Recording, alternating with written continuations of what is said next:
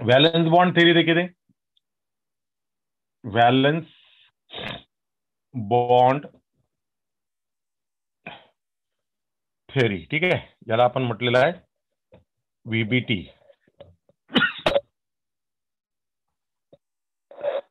Valence bond theory मतलब VBT.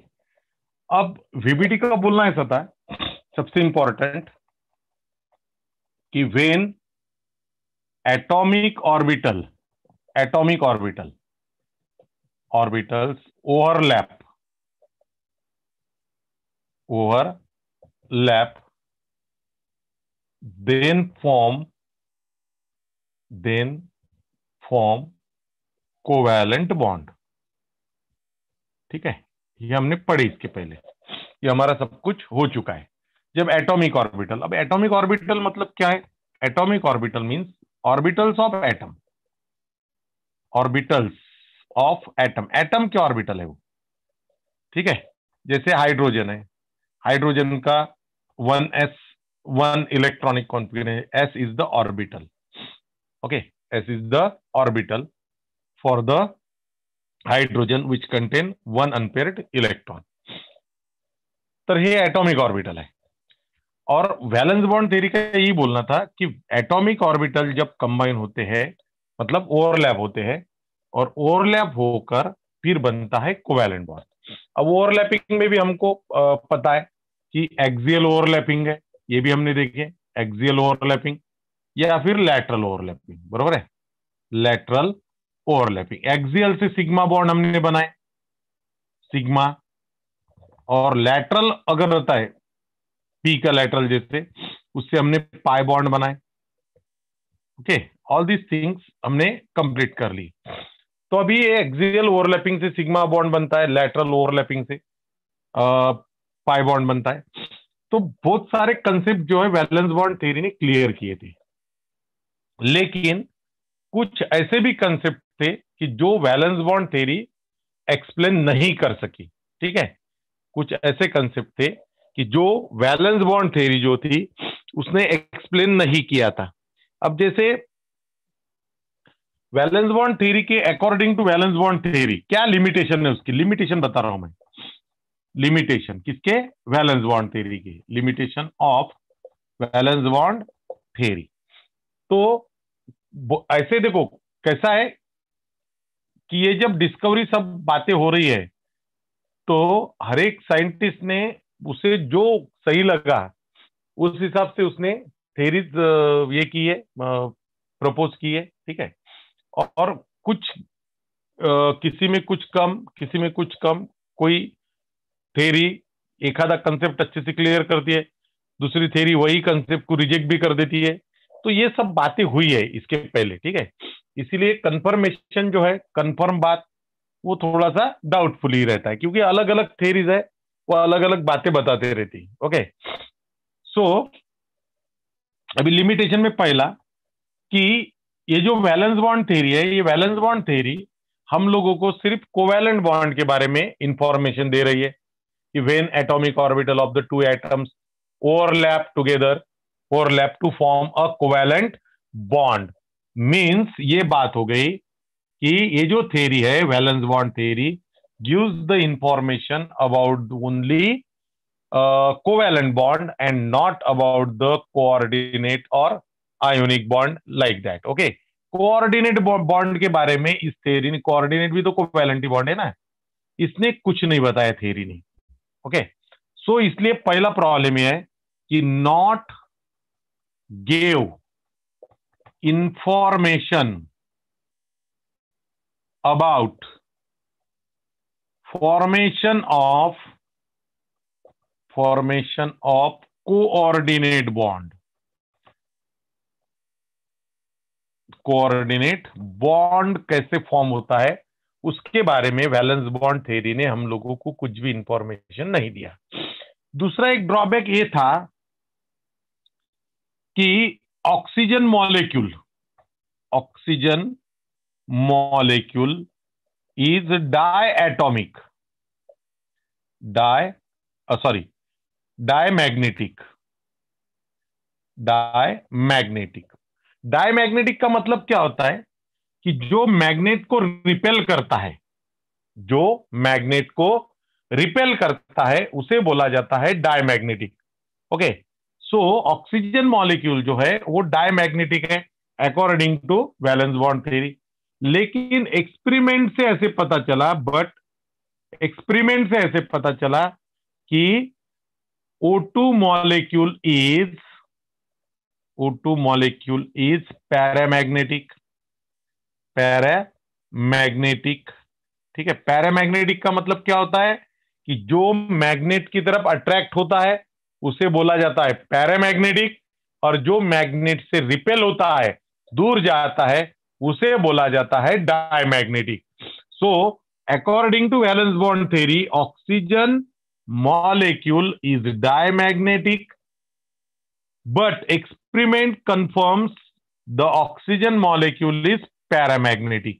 मतलब इस थ्योरी के अनुसार, is according to this theory, oxygen जो है वो ऑक्सीजन मॉलिक्यूल मैग्नेट को रिपेल करेगा, और एक्सपेरिमेंट बताता है कि oxygen molecule attract the magnet. ठीक है, तो दो अलग अलग चीजें हो गई। अभी ये तो पूरी तरह से, इस पॉइंट में तो पूरी तरह से फेल है। तो ये जो ड्रॉबैक है, ये सारे ड्रॉबैक थे। फिर उसके बाद में एक थ्योरी आई जिसे हम बोलते हैं एमओटी।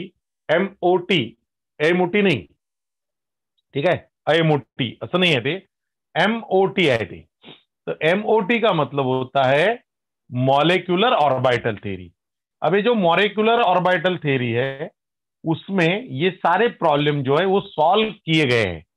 ठीक है, तो वो कैसे सॉल्व करते हैं, क्या होता है, ये सारा हम लोगों को अभी वन बाय वन डिस्कस करना है। ठीक है, उसके पहले तुम लोग एक बार इसको भी अच्छे से मैं वापस ये करा दे रहा हूं, ताकि ये तुम्हारे दिमाग में अगर रहेगा तो आगे पढ़ने में हम लोगों को आसानी जाएगी। वैलेंस बॉन्ड थ्योरी, वीबीटी का बोलना है कि जब एटॉमिक ऑर्बिटल, पर्टिकुलर इस वर्ड पे तुम लोग फोकस करो, atomic orbital, when atomic orbital of the two atoms overlap, atomic orbital जब एक दूसरे के साथ में, एटॉमिक ऑर्बिटल जब एक दूसरे के साथ में ऐसे ओवरलैप हो जाएंगे तो बनेगा covalent bond according to this theory. Okay, अब उसमें ओवरलैपिंग के प्रकार बताया उसने, एक्सियल, लैटरल, एक्सियल से सिग्मा, लैटरल से पाई बॉन्ड, ये सब हो चुका है। अब ये जो थ्योरी थी एमओटी के बारे में बता रहा हूं अब तुम लोगों को। मॉलिक्यूलर ऑर्बिटल थ्योरी जो है उसके हिसाब से, देखो उसका नाम देखो क्या है, मॉलिक्यूलर ऑर्बिटल थ्योरी। ठीक है, एमओटी। अभी इस थ्योरी के अनुसार देखो उसमें वर्ड देखो कौन सा है, वर्ड मॉलिक्यूलर ऑर्बिटल और ऑर्बिटल। मॉलिक्यूलर, मॉलिक्यूलर मतलब मॉलिक्यूल के ऑर्बिटल, मॉलिक्यूल के ऑर्बिटल। अब ये सब मॉलिक्यूल समझने के लिए पहले ये जानना जरूरी है कि एटम मॉलिक्यूल में क्या डिफरेंस होता है, एटम और मॉलिक्यूल में क्या डिफरेंस होता है। ठीक है, तो अगर मान लो कोई भी एटम सिंगल है, सिंगल है, जैसे सोडियम का सिंगल है, क्लोरीन का सिंगल है, हाइड्रोजन का सिंगल है, ये जब तक सिंगल है तब तक वो एटम है। और ये एटम जब कंबाइन होंगे, जैसे हाइड्रोजन हाइड्रोजन के साथ कंबाइन हो गया तो it is H2। H2 is a molecule, H2 is a molecule. Chlorine chlorine के साथ कंबाइन हो गया, one hydrogen is bonded with the another hydrogen, it form a hydrogen molecule. ठीक है, यहां पे chlorine atom, one chlorine atom is combine with the another chlorine atom, then form the chlorine molecule. So when atom of the same element combine to form a molecule, to form molecule, वैसे compound के अगर ये है CH4 is a compound, ये compound है, लेकिन compound का भी जो स्मॉलेस्ट पार्ट रहता है, smallest part of the compound is also called as molecule. ये भी ध्यान में रखना है। ठीक है, लेकिन हम लोगों को इधर नहीं जाना है, अभी हम लोगों को डायटोमिक तक ही रहना है, और सेम एटम कंबाइन है तो ही इस थ्योरी में हम लोगों को वो बात पढ़नी है, बाकी एटम के बारे में नहीं पढ़ना है। ओके, तो एटम में एटम मतलब सिंगल जो रहेंगे वो एटम रहेंगे, और जब दो या दो से ज्यादा एटम कंबाइन हो जाएंगे तब बनेगा हमारा मॉलिक्यूल। अब ये मॉलिक्यूल, ये जो थियरी है एमओटी, ठीक है, अभी ये जो एटम्स है ना, एटम्स, एटम में जो ऑर्बिटल रहेंगे, जैसे अब इसका फॉर एग्जांपल लास्ट वाला मैं लिख रहा हूं, लास्ट वाला क्लोरीन का, ठीक है। सो 3p5 है, 3p5, ठीक है। इसमें दो है, इसमें दो है, और इसमें एक है। Okay, 3p5। अब ये 3p5 जो है ना, ये जो ऑर्बिटल है, ये जो ऑर्बिटल है, सबसे लास्ट वाला लिखा मैंने 3p5। अब ये जो है ना, these are the atomic orbital, because they are the atom of, they are the orbital of the atom. Atom के ऑर्बिटल है वो, इसीलिए उसे बोला जाता है एटॉमिक ऑर्बिटल। ओके, अब ये जो थ्योरी है हमारी मॉलिक्यूलर ऑर्बिटल थ्योरी, एमओटी, इसका बोलना है कि मॉलिक्यूल में भी क्या होते हैं, ऑर्बिटल होते हैं। Molecule also contain orbital, and these orbital are called as molecular orbital. क्योंकि एटम के ऑर्बिटल है तो एटॉमिक ऑर्बिटल हम बोल रहे हैं, एटम के ऑर्बिटल है तो एटॉमिक ऑर्बिटल बोल रहे हैं। अब मॉलिक्यूल के ऑर्बिटल अगर है तो फिर उससे नाम दिया जाएगा मॉलिक्यूलर ऑर्बिटल, ठीक है। सो अभी देखो, फिर अब ये बनते कैसे, मॉलिक्यूलर ऑर्बिटल बनते कैसे, उनके नाम क्या रहते। जैसे एटॉमिक ऑर्बिटल जो है, इधर ध्यान दो मेरी तरफ, एटॉमिक ऑर्बिटल जो है, एटॉमिक ऑर्बिटल जो रहते हैं उनको हम नाम देते हैं 1s 2s 3s, 1s 2s 2p 3s, like that, ये ऐसे उसके नाम है। फिर मॉलिक्यूलर ऑर्बिटल जो है, मॉलिक्यूलर ऑर्बिटल जो है उसको भी ऐसे ही नाम है क्या, 1s 2s 3s, नहीं, तो उनको अलग नाम रहते हैं, ठीक है, उनको अलग नाम। अभी ये कैसे है, क्या है, ये सब मैं तुम लोगों को कैसे बनते हैं सबसे पहले वो बताता हूं, फिर उसके नाम बताता हूं, ठीक है। सो अब ध्यान में रखना है, ये जो हम लिखते हैं ये सारे के सारे एटॉमिक ऑर्बिटल है। ओके, अब मॉलिक्यूलर ऑर्बिटल अलग चीज है। पहले तो ये कंसेप्ट क्लियर होना चाहिए कि एटॉमिक ऑर्बिटल का मीनिंग क्या है और मॉलिक्यूलर ऑर्बिटल का मीनिंग क्या है। एटॉमिक ऑर्बिटल का मीनिंग है एटम के ऑर्बिटल, और मॉलिक्यूलर ऑर्बिटल का मीनिंग है मॉलिक्यूल के ऑर्बिटल। ये थ्योरी के पहले किसी ने नहीं बोला था कि मॉलिक्यूल में भी ऑर्बिटल होते हैं। सारे लोग जो थे, सारे साइंटिस्ट, सारी थ्योरी जो थी वो एटॉमिक ऑर्बिटल के बारे में ही बात करती थी। लेकिन ये थ्योरी आने के बाद में फिर पता चला कि मॉलिक्यूल में भी क्या होते हैं, ऑर्बिटल होते हैं। नाउ हम देखेंगे अब ये फॉर्म कैसे होते हैं, ठीक है। फिर उसके बाद में मैं उसके नाम तुम लोगों को बताता हूं, उनका एनर्जी सीक्वेंस बताता हूं, सारी चीजें, ठीक है। तो first question is how molecular orbital form, ठीक है। अब देखो यहां पे क्या लिख रहा हूं मैं, हाउ मॉलिक्यूलर ऑर्बिटल फॉर्म, ये कैसे फॉर्म होते हैं, ठीक है। उसका आंसर ऐसा है कि वेन, वेन अच्छे से सुनना, when atomic orbital, atomic orbitals of same और nearly same energy, atomic orbital of same और nearly same energy but same shape, same shape, यहां पे ज्योमेट्री में लिख सकता हूं, geometry, combine together to form molecular orbital, molecular orbital. अब इसमें देखो मैंने क्या लिखा, एटॉमिक ऑर्बिटल ऑफ सेम और नियरली सेम एनर्जी, ये पहली कंडीशन है। और दूसरी कंडिशन है सेम शेप, शेप सारखाच असला पाहिजे 100%. अगर 100% सेम है तो ही ये होता मॉलिक्यूलर ऑर्बिटल बनते. अब इस थ्योरी के अनुसार 1s ऑर्बिटल अगर है तो उसके साथ कंबाइन होने वाला ऑर्बिटल जो है ना वो 1s ही कंबाइन हो सकता है. 2s 2p ऐसा कोई भी कंबाइन नहीं हो सकता. 1s should combine with the 1s. 1s should combine with the 1s. 2s अगर है तो उसके साथ 2s ही कंबाइन होगा, दूसरा नहीं. 2p या 1s ऐसा कोई कंबाइन नहीं होगा. ठीक है, ये एटॉमिक ऑर्बिटल है. ये जो लिख रहा हूं मैं ये एटॉमिक ऑर्बिटल, इससे बनेंगे मॉलिक्यूलर ऑर्बिटल. तो 1s combine with the 1s. अब आप लोग बोलेंगे, अब देखो अगर 1s है तो उसकी एनर्जी 100% क्या रहेंगी, फिर सेम रहेंगी. लेकिन मैंने बोला कि नियरली सेम एनर्जी. अब देखो जैसे हम लोगों को मान लो एखादा मॉलिक्यूल बनाना है NO. ठीक है, NO. अब नाइट्रोजन का 1s और ऑक्सीजन के 1s के एनर्जी में फर्क रहेगा, क्योंकि ये इसका एटॉमिक नंबर ज्यादा है, ठीक है, इसका कम है. तो दोनों का 1s ही कंबाइन होगा, लेकिन दोनों के 1s में भी एनर्जी का थोड़ा सा क्या रहेगा, डिफरेंस रहेगा. इसीलिए अगर देखो हाइड्रोजन का 1s, बात सुनो अच्छे से, हाइड्रोजन का 1s दूसरे हाइड्रोजन के 1s के साथ में कंबाइन होता है तो it is of exactly same energy, no doubt.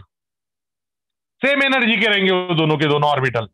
ठीक है, these are the atomic orbital. Okay, now अब नियरली सेम मैंने क्यों यूज किया, नियरली सेम इसलिए यूज किया क्योंकि वो दो एटम अलग अलग है, और एटम अलग है इसलिए उनके 1s ऑर्बिटल में भी एनर्जी में थोड़ा क्या रह सकता है, शेप रह सकता है, चेंज रह सकता है. ठीक है, ये हो गया तुम्हारा पहला पॉइंट क्लियर.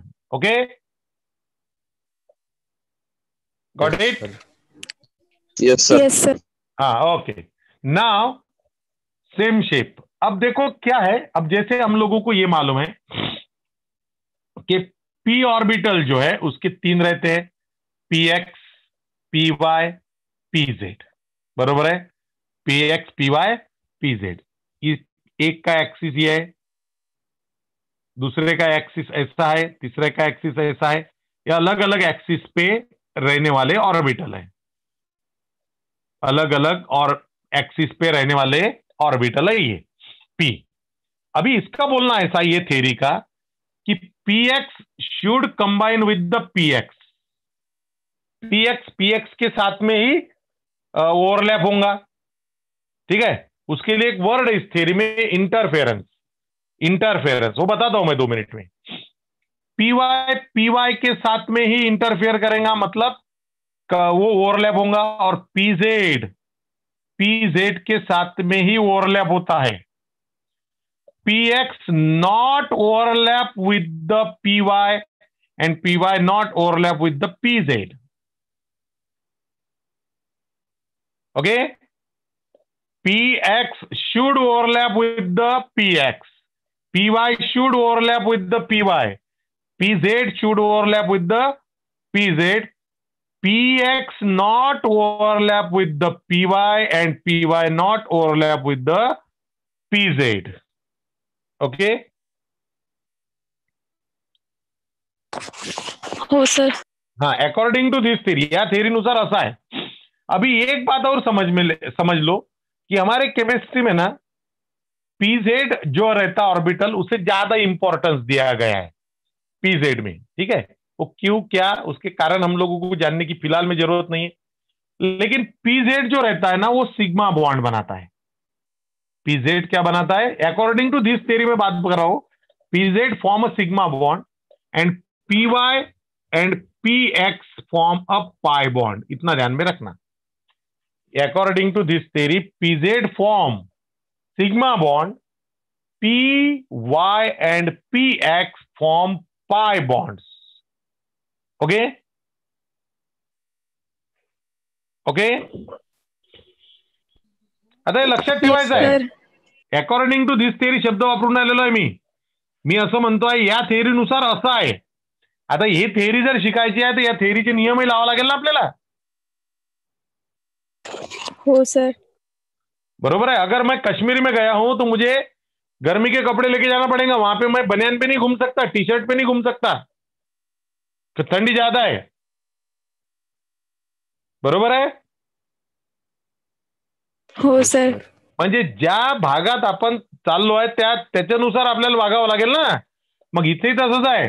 जी थेअरी आपण शिकतोय त्या थेअरीच्या नियमानुसार आपल्याला जावं लागेल. तसं जमणार नाही. विदाउट रूल तसं जमणार नाही.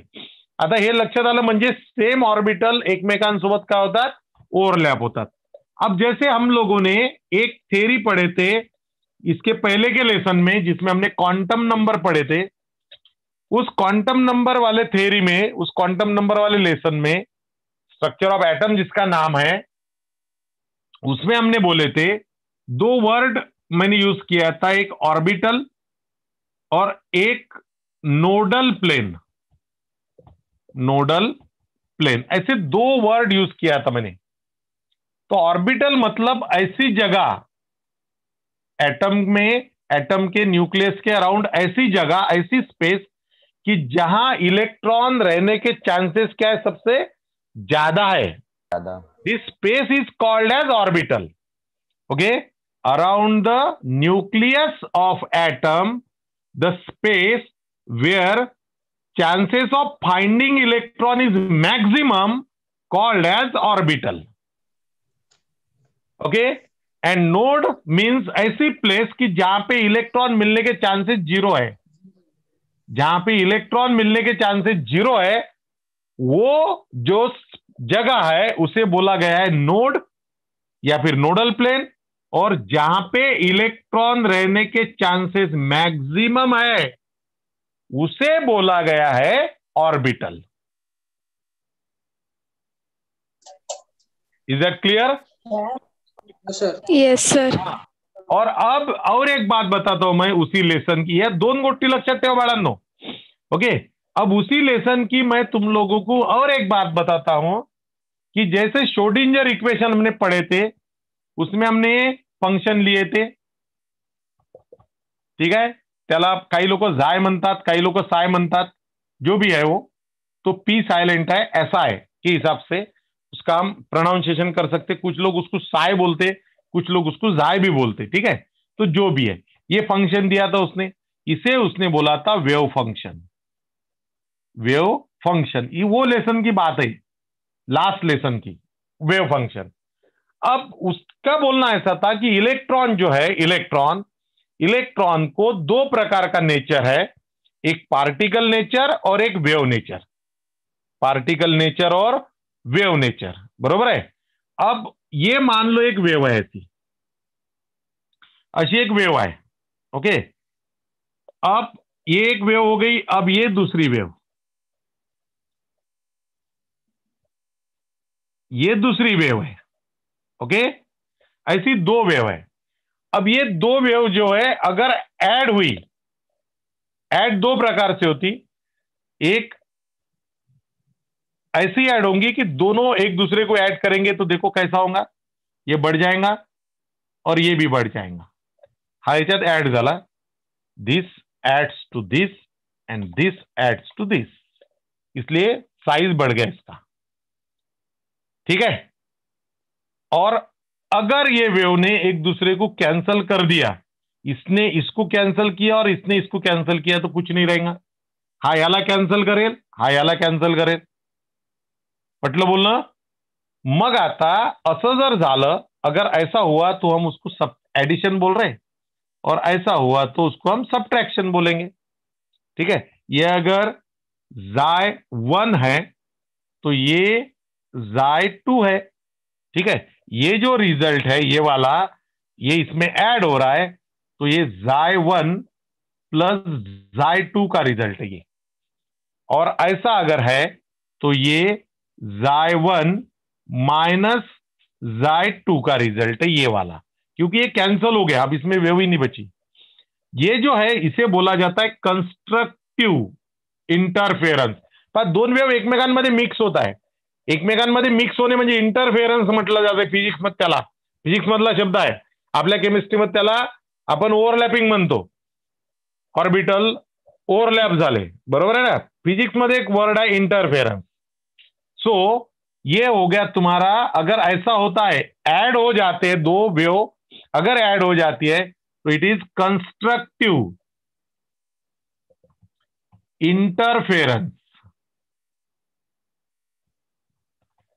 ओके, और ऐसा अगर होता है तो इसे बोला जाता है डिस्ट्रक्टिव इंटरफेरेंस.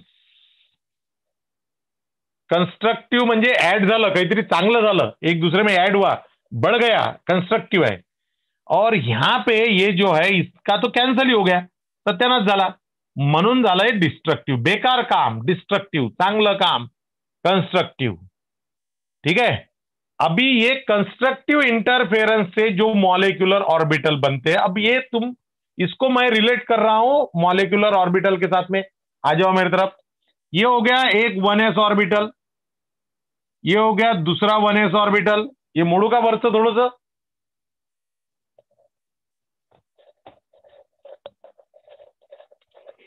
हाँ, अब देखो थेरी है बाबूजी, डिटेल में सांगून आलो मी तुम्हाला पूर्ण. अब ये हो गया, सॉरी, ये हो गया एक 1s ऑर्बिटल प्लस ये हो गया दूसरा 1s ऑर्बिटल, एक हाइड्रोजन का, ये दूसरे हाइड्रोजन का. ठीक है. अब इससे देखो दो ऑर्बिटल बनेंगे, ये दो एटॉमिक ऑर्बिटल है. ये कौन से ऑर्बिटल है? Atomic orbital. ये जब कंबाइन होंगे एक दूसरे के साथ में, इससे दो ऑर्बिटल बनेंगे, एक और ये दूसरा. ठीक है.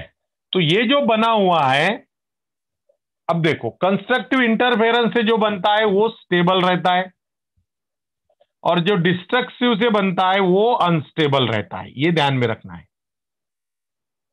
अनस्टेबल. कंस्ट्रक्टिव इंटरफेरेंस से जो बनता है वो रहता है स्टेबल, और डिस्ट्रक्टिव इंटरफेरेंस से जो मॉलिक्यूलर ऑर्बिटल बनता है वो रहता है अनस्टेबल. क्लियर? Yes sir. हाँ, थोडीशी थेरी ते डिफिकल्ट आहे पण मजेशीर आहे. ठीक आहे. होईल समोर जसं मी अधिक एक्झाम्पल वगैरे घेईल ना, तसं जास्त क्लिअर होईल. ते सुरुवातीला थोडंसं तुम्हाला ते वाटू शकते, कारण की ती थेरी आहे कठीण. ठीक आहे. आणि मी नुसतं त्या पुस्तकाप्रमाणे चाललेलो आहे, मी थोडंसं जास्त डीप मध्ये चाललेलो आहे. ओके. तर म्हणून लक्षात घ्यायचं, पुस्तकात तुमचे शब्द दिसतील तुम्हाला, कंस्ट्रक्टिव्ह डिस्ट्रक्टिव्ह दिसतील, तुम्ही जर टेक्स्टबुक वाचलं बरोबर तर. बरं असो. अब स्टेबल का और एनर्जी का रिलेशन मैंने तुमको इसके पहले बताया हुआ है. स्टेबल का और एनर्जी का रिलेशन मैंने इसके पहले तुम लोग को बताया. बताओ अब स्टेबल मतलब एनर्जी कैसी? जो ऑर्बिटल स्टेबल होते हैं उनकी एनर्जी क्या रहती है? कम. हाँ, व्हेरी गुड, लेस. आणि जर अनस्टेबल असेल तर एनर्जी कोणती, कशी राहील? जास्त. अब ऐसा कंसीडर करो कि ये जो है ये एनर्जी इंक्रीज हो रही है. अब मुझे बताओ कि ये मैंने लो लेवल पे निकाला, ये मैंने हाई लेवल पे निकाला, मतलब ये कौन है रे? स्टेबल. हाँ, स्टेबल है. और ये क्या है?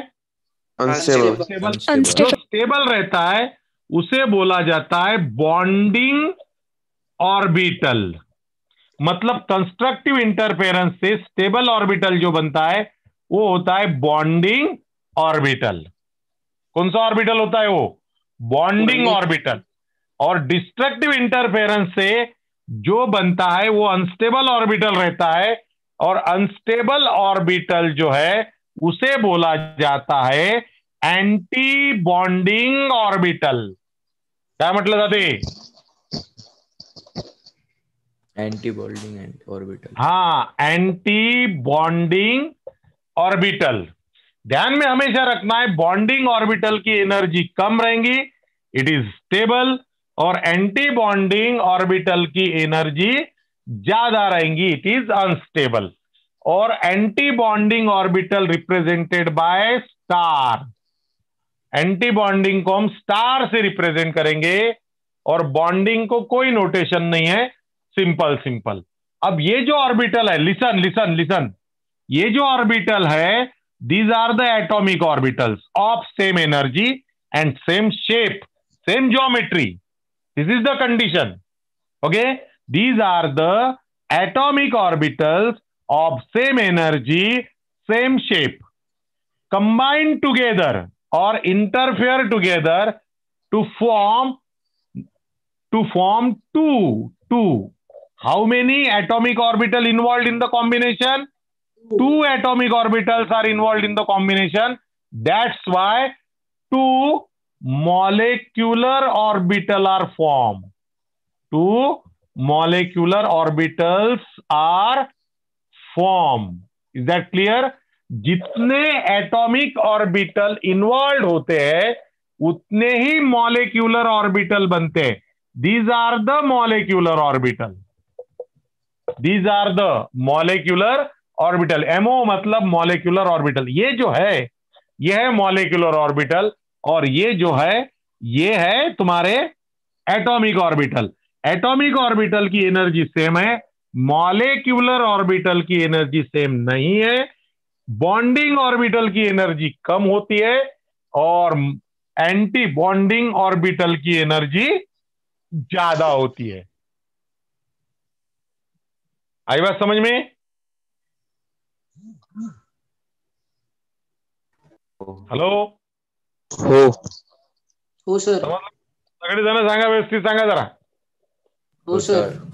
वेळ संपत आला म्हणून मी आता विचारून आलोय. त्या समोर नाही जात होता मी, कारण की आता मला ते नोड बीट सांगायचे तुम्हाला, किती नोडल प्लेन राहते, काय राहते, सगळं सांगायचं एक एक करून. तर ते एवढं जर हे बेसिक झालं एकदम, आता समोर समोर अधिक थोडंसं टफ आहे. तर आता हे थोडंसं जर तुम्ही जर टेक्स्टबुक वाचलं तर तुमच्या काही गोष्टी लक्षात येऊ शकतात. ठीक आहे ना, काही गोष्टी लक्षात येऊ शकतात. आता जसं मी इथं झाय 1 झाय 2 वापरलं, झाय ए झाय बी वापरलं तर ते चूक नाही आहे ना, ते इट इज ओके. बरोबर है कि नहीं है? हो सर. हाँ, तो आप ये क्या करो तुम लोग, इसको अच्छे से किताब में से थोड़ा सा हमारे टेक्स्ट बुक में से पढ़ लो. हम इसको कल कंटिन्यू करेंगे, इसके बाद का भी, क्योंकि 2-3 ही मिनट बाकी है, तो इसके बाद का हम कल कंटिन्यू करेंगे और इसको पूरा कल और परसों 2 दिन लगेंगे, 2 दिन में फिनिश हो जाएगा. ओके.